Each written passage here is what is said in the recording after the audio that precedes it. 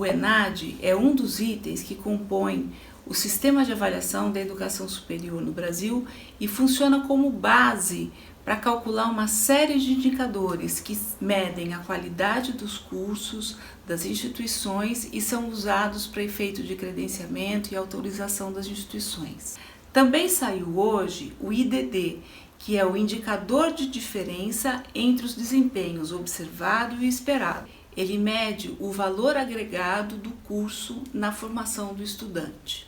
O ENAD 2018 ele é importante, por quê? Porque ele permite a gente conhecer como estão os cursos de administração e direito, que são dois dos maiores cursos oferecidos no Brasil. Quando a gente olha para uma tabela dessa, a gente consegue perceber como que está o desempenho por organização acadêmica, ou seja, por tipo de curso. Então aqui a gente sabe como está o comportamento, por exemplo, dessa faixa azul, que são as faculdades.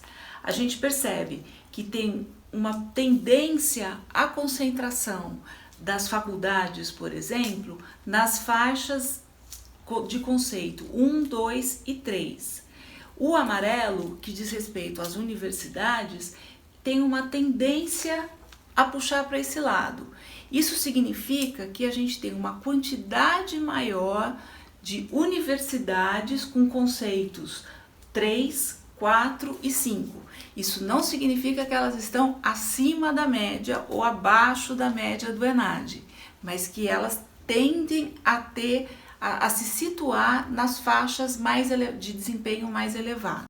Algumas semanas atrás, o MEC soltou os resultados do Censo da Educação Superior e ele mostrou um forte avanço da educação à distância em termos de oferta de vagas e também em termos de aumento proporcional das matrículas, embora ainda seja minoritário em termos absolutos. Aqui a gente consegue perceber como é o desempenho dos cursos presenciais e à distância no ENAD. Então a gente vê aqui a faixa azul é o curso à distância e aqui o verde é o presencial. Vale olhar esse gráfico aqui, porque aqui a gente consegue fazer uma comparação interessante de como é que está a qualidade dos cursos. Olhando o IDD, analisando o desempenho de cursos presenciais e à distância pelo IDD, a gente percebe aqui, olhando no verde, que os cursos presenciais, eles tendem a agregar um pouco mais de valor aí à formação do estudante do que os cursos à distância. Um dado interessante que foi divulgado pelo INEP são as médias por tipo de curso, por graduação e por curso tecnológico no ENAD. Em administração, por exemplo, a gente vê que a média na formação geral foi 43. No componente específico foi 36,8 e a média geral, a média da nota geral foi 38,4. Para cada curso que foi avaliado, a gente tem essa informação. Um último dado que é bacana chamar a atenção é um gráfico que foi divulgado e que mostra a quantidade dos estudantes, aí considerando o universo total avaliado, que possui algum tipo de bolsa de estudo ou de financiamento de curso.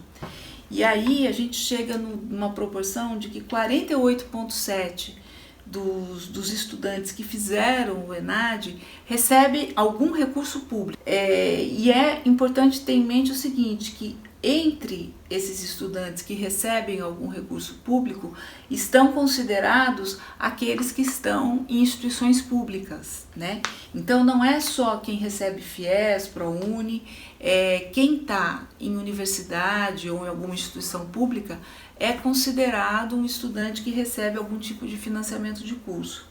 Isso também é uma coisa que merece análise, porque a questão do financiamento da educação, ela está super em pauta, Cada vez mais esse tema está em debate em função aí do cenário todo.